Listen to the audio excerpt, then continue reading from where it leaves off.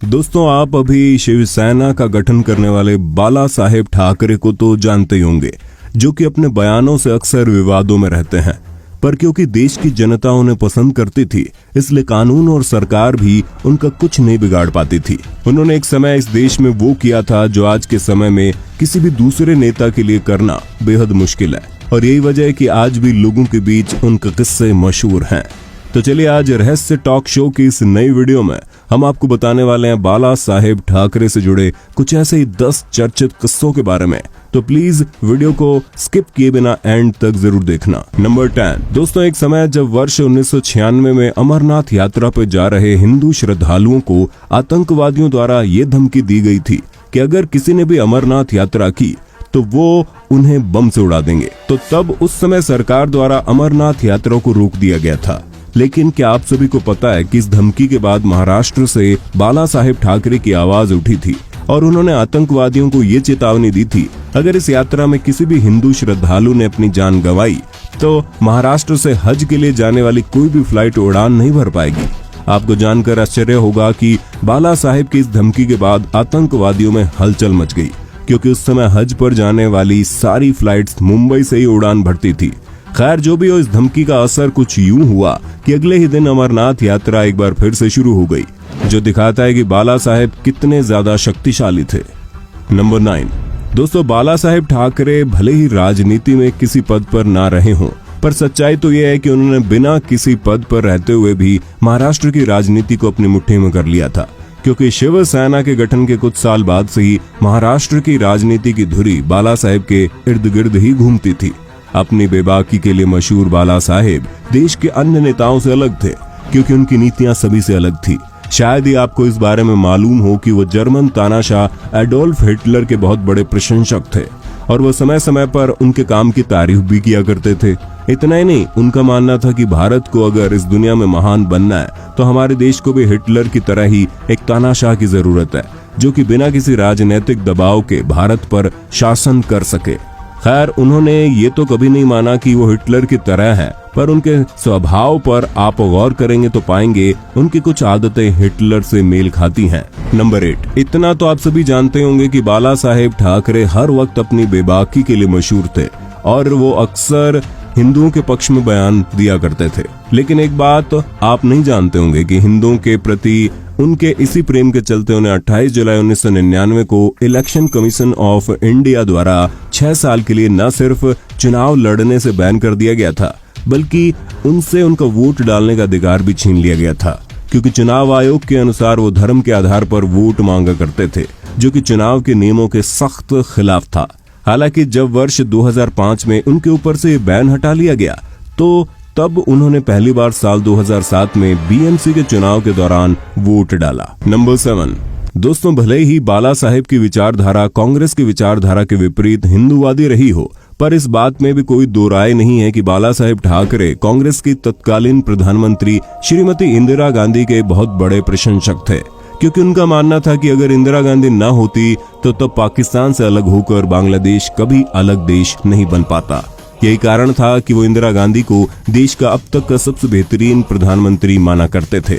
इतना ही नहीं, इंदिरा गांधी द्वारा दिनांक 25 जून 1975 को देश में लगाए गए आपातकाल को जब हर जगह विरोध हो रहा था, तब बाला साहेब ही इकलौते ऐसे व्यक्ति थे जिन्होंने उस समय इंदिरा गांधी द्वारा लगाए गए आपातकाल का सपोर्ट किया था।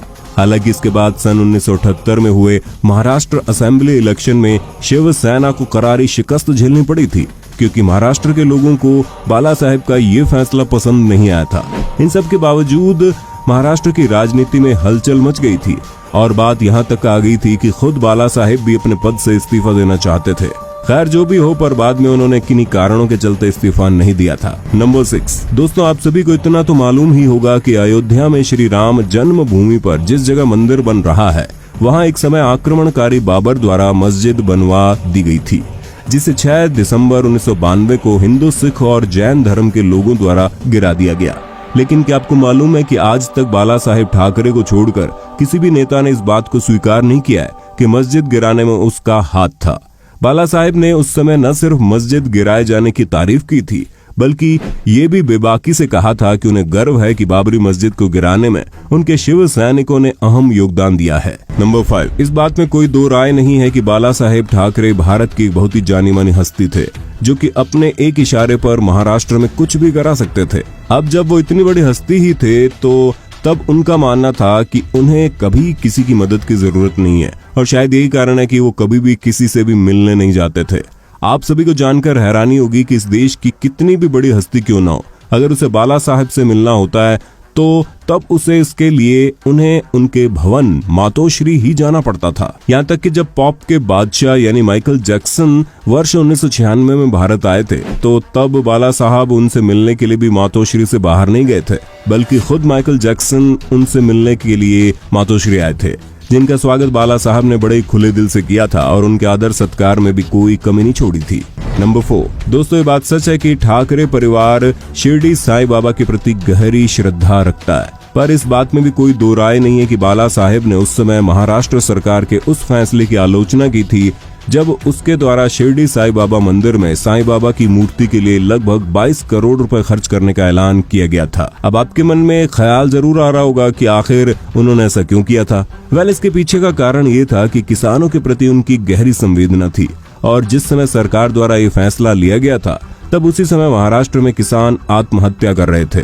दोस्तों, यही कारण था कि उन्होंने इस फैसले पर सरकार की आलोचना की थी, क्योंकि उनके हिसाब से ये पैसा गरीब किसानों के हित में जाना चाहिए था, जो कि कर्ज के कारण आत्महत्या कर रहे थे। नंबर 3, दोस्तों क्या आप सभी को पता है कि एक समय जब संजय दत्त टाडा केस की वजह से अपनी जिंदगी के सबसे मुश्किल भरे दिनों में चल रहे थे, तो तब उस समय बाला साहेब ने ही उनकी हर संभव मदद की थी, क्योंकि उनके हिसाब से संजय दत्त बेगुनाह थे, जिसे किसी षड्यंत्र के तहत फंसाया गया था।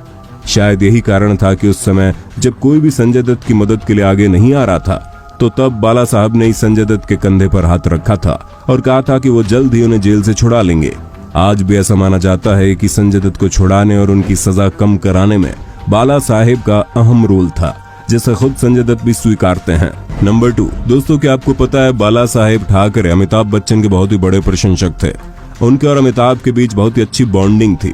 इसका अंदाजा आप इसी से लगा सकते हैं कि एक बार जब कूली फिल्म की शूटिंग के दौरान अमिताभ बच्चन घायल हो गए थे, तो तब बाला साहब ठाकरे उनसे मिलने अस्पताल गए थे और अमिताभ के लिए उपहार स्वरूप खुद के द्वारा बनाई गई एक पेंटिंग भी ले गए, जिस पर लिखा था यमराज की पराजय हुई।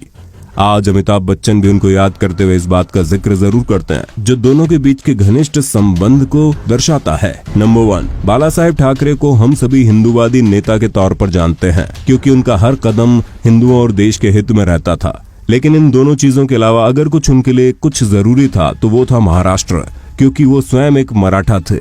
दोस्तों आप सभी को याद होगा कि अगर कोई भी इंसान महाराष्ट्र के बारे में कुछ भी गलत बोलता था तो तब बाला साहब ही इकलौते ऐसे इंसान थे जो सबसे पहले उसकी खिलाफत करते थे, क्योंकि वो अपनी जन्मभूमि के बारे में कुछ भी गलत सुनना बर्दाश्त नहीं करते थे।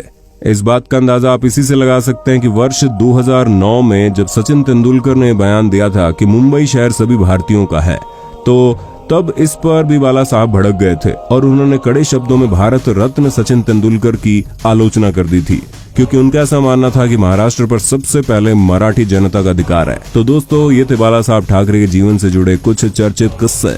आपको इनमें से कौन सा किस्सा सबसे ज्यादा पसंद आया हमें कमेंट करके जरूर बताना, और हाँ, जाते जाते वीडियो को लाइक, चैनल को सब्सक्राइब और वीडियो को शेयर करना बिल्कुल मत भूलना। धन्यवाद।